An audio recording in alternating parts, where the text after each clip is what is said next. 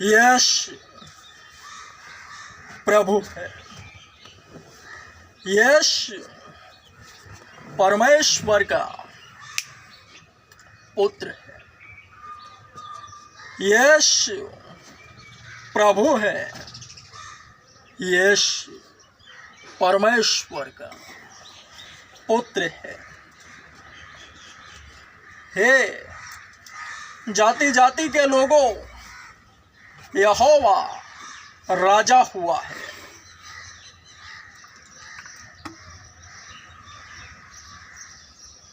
यहोवा राजा हुआ है।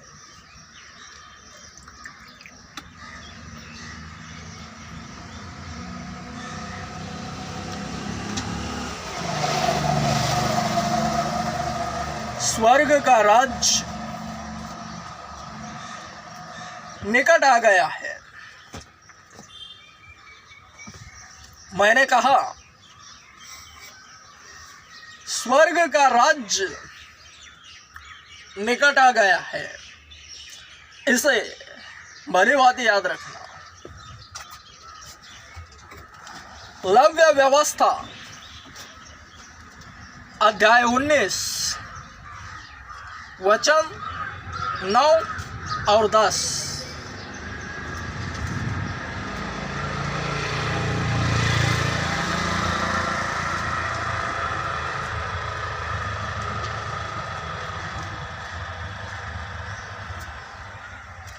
फिर जब तुम अपने देश के खेत काटो, तब अपने खेत के कोने कोने तक पूरा न काटना, और काटे हुए खेत की गिरी पड़ी बालों को न चुनना, और अपनी दाख की बारी के झड़े हुए अंगूरों को न बटोरना। उन्हें दिन और परदेशी लोगों के लिए छोड़ देना। मैं तुम्हारा परमेश्वर यहोवा हूँ। और अपनी दाख की बारी का दाना दाना न तोड़ लेना, और अपनी दाख की बारी के झड़े हुए अंगूरों को न बटोरना। उन्हें दीन और परदेशी लोगों के लिए छोड़ देना। मैं तुम्हारा परमेश्वर यहोवा हूँ।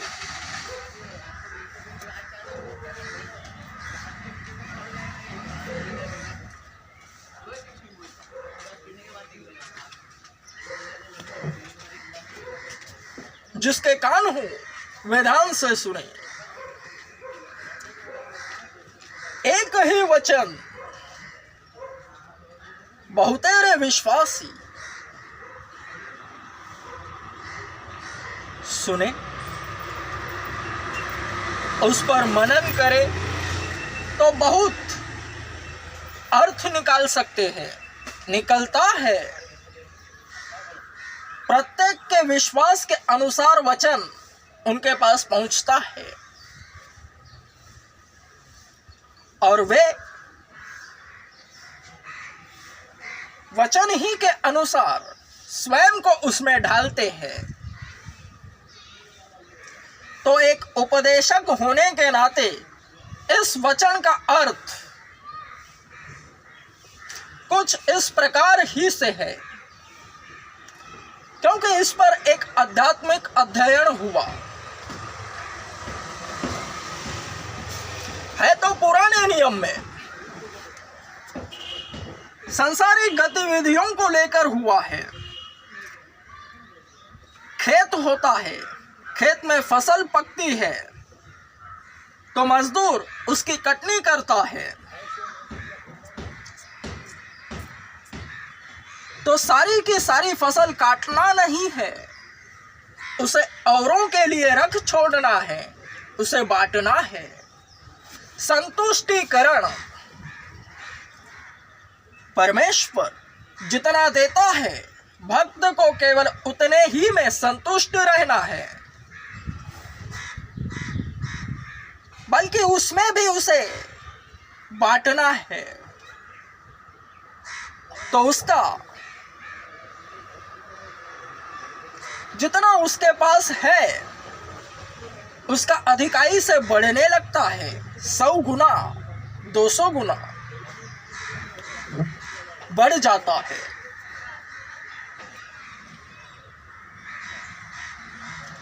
पुराने नियम में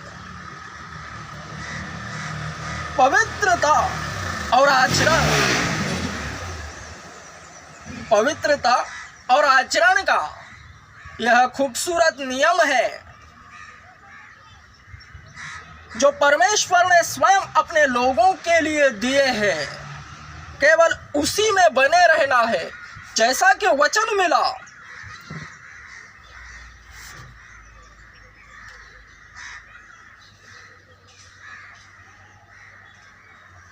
उसी में बने रहना है।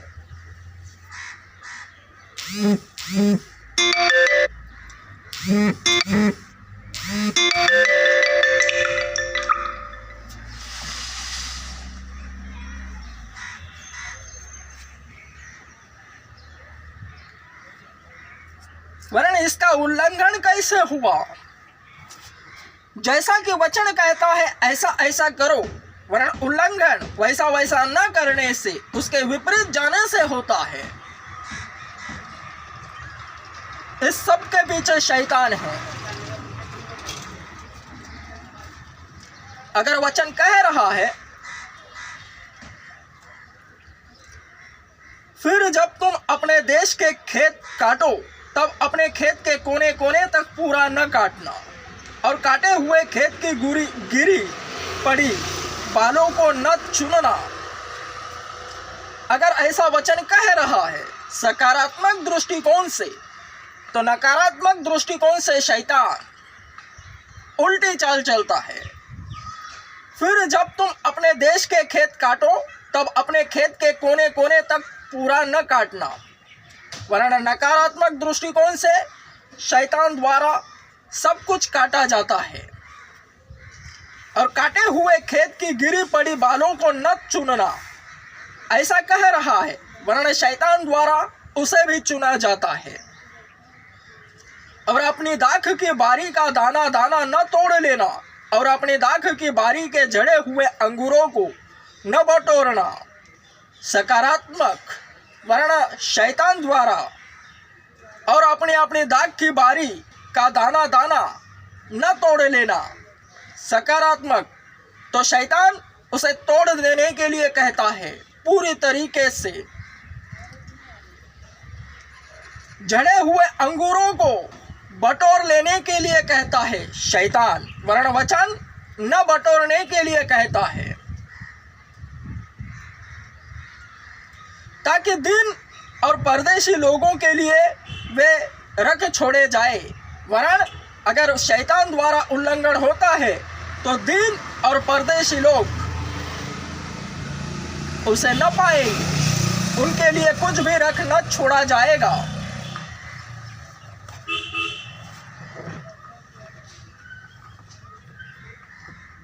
आने वाली पीढ़ियों को कुछ न बचेगा।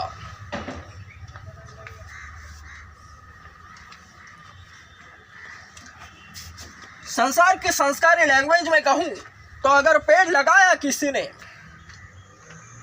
और जब उसकी मरने की बारी आई, उसका खत्म होने का समय आया, तो वह उस पेड़ को जला दे रहा है, अपने अगली पीढ़ी को कुछ नहीं रख रहा।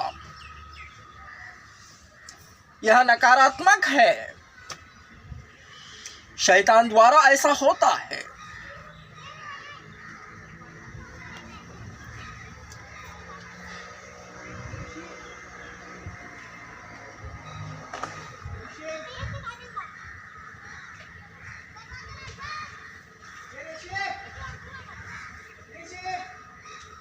जो हमें मिला है वह दूसरों को न मिले, यह शैतानी सोच है।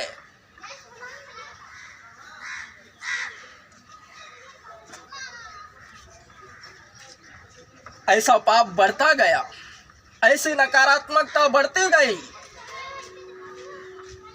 तब जाकर यूहन्ना 3:16 लागू हुआ।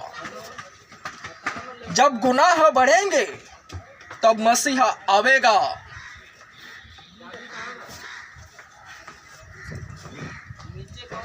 मसीहा यीशु है। यूहन्ना 3:16 के तहत वह स्वयं मैदान में उतरा।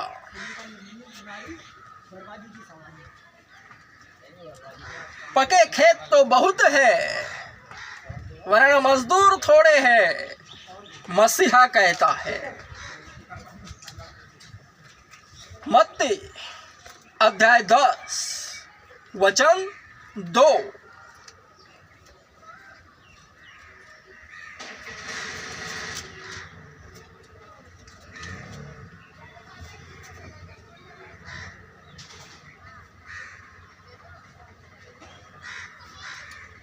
लूका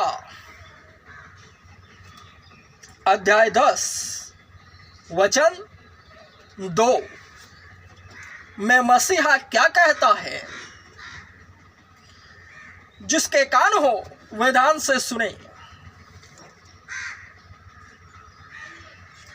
उसने उनसे कहा, पके खेत बहुत है परंतु मजदूर थोड़े हैं, इसलिए खेत के स्वामी से विनती करो कि वह अपने खेत काटने को मजदूर भेज दे।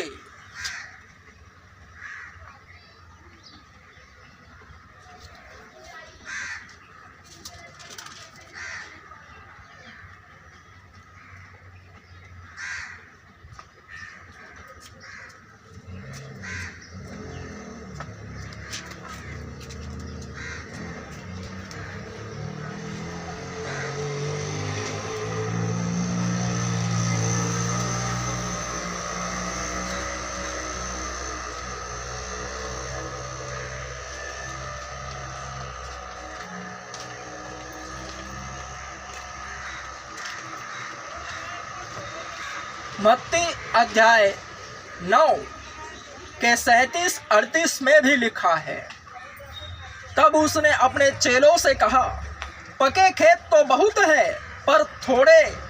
पर मजदूर थोड़े हैं, इसलिए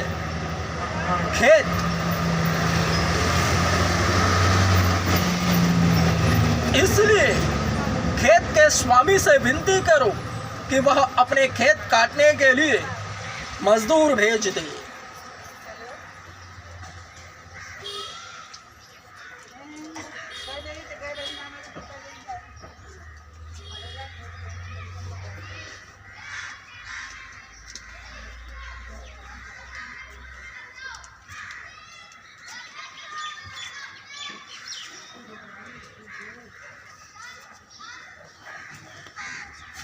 पुराने नियम में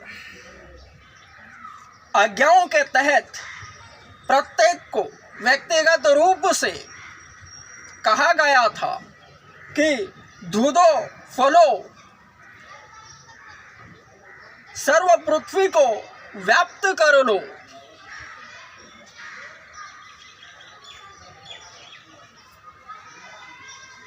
वरन नवे नियम के तहत यीशु नाम ही को लेकर चलना है। और पके खेत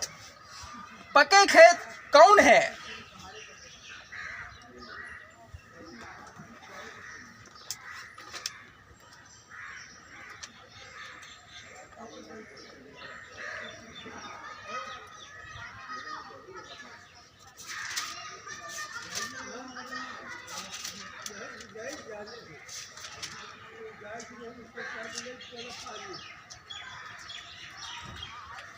पके खेत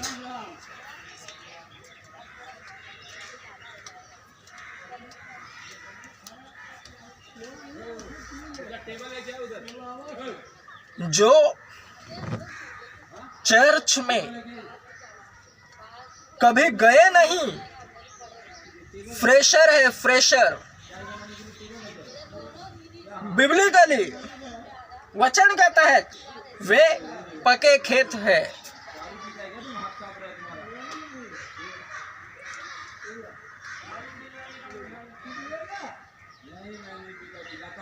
जितने कभी चर्च में गए ही नहीं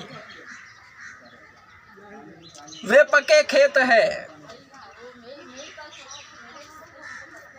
और उन्हें काटने के लिए फसल के तहत मजदूर थोड़े हैं,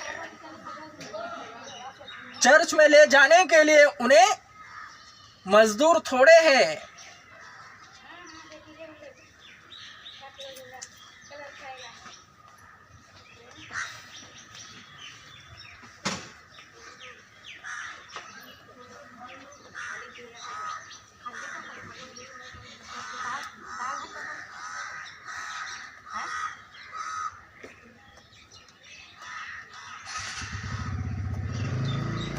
पुराने नियम के तहत ही नवा नियम बातें कर रहा है। वरन जितनी भेड़ें मिलेंगी केवल उतने ही को चराना है। पके खेत बहुत है, पूरी दुनिया में है। वरन कटनी काटते समय, फसल काटते समय जितने हाथ में आए केवल उतने ही को काटना है। दूसरों के लिए रख छोड़ना है, क्योंकि एक ही मजदूर नहीं है, बहुत है। सबों को ध्यान में रखते हुए फसल को काटना है।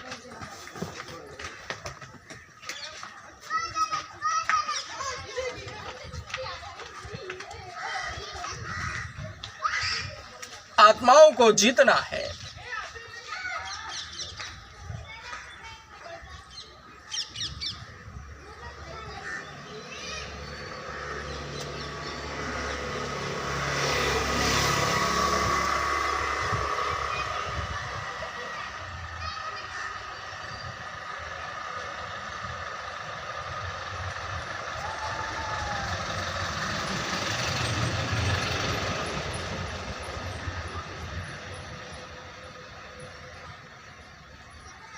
यही आत्मिक कार्य है, उसी में मग्न रहना है। बाकी सब कुछ आप ही होता है। उसके राज्य नीतिमत्व का पीछा करना है। सब कुछ पीछे पड़ पड़ कर मिल जाता है। यीशु नाम को फैलाना,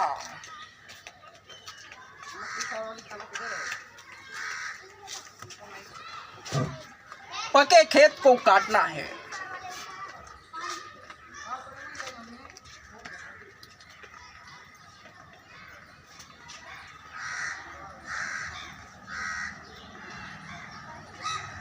जो पके खेत को काटते हुए दिखाई देता है, यीशु नाम में प्रचलित होता है, उसे देखकर अन्य जातीय निकाय कहता है, हमारे लिए भी रख छोड़, क्या तू ही सब बटोर लेगा? हमारे लिए भी रख छोड़।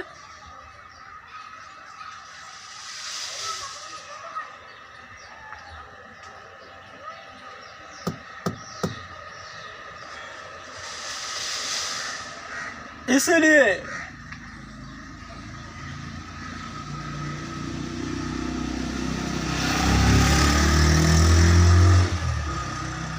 थोड़ा थोड़ा रख छोड़ना है।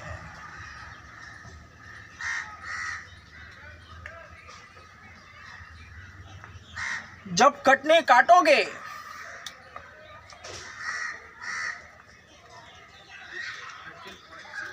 तो दूसरों का भी सोचना है, उन्हें भी पके खेत काटने के लिए देना है।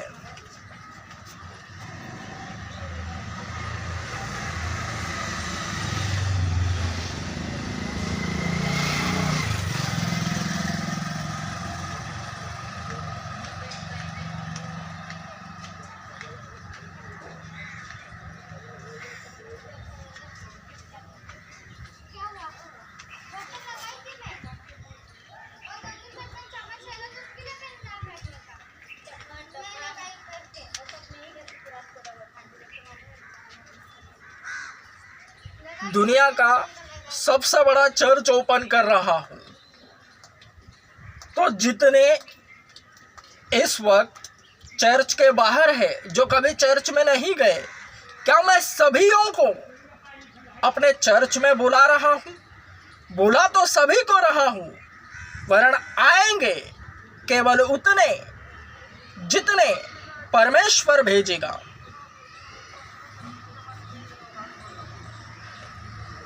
क्योंकि बाकियों को भी काम करना है और भी चर्च ओपन होंगे, और जितने इस वक्त मौजूदा है स्थिति में, उनके पास भी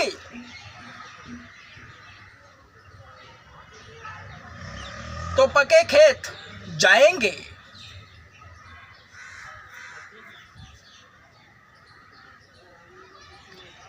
कुछ इस तरह ही से वचन पूर्णत्व प्राप्त करता है। इसे भली भांति याद रखना।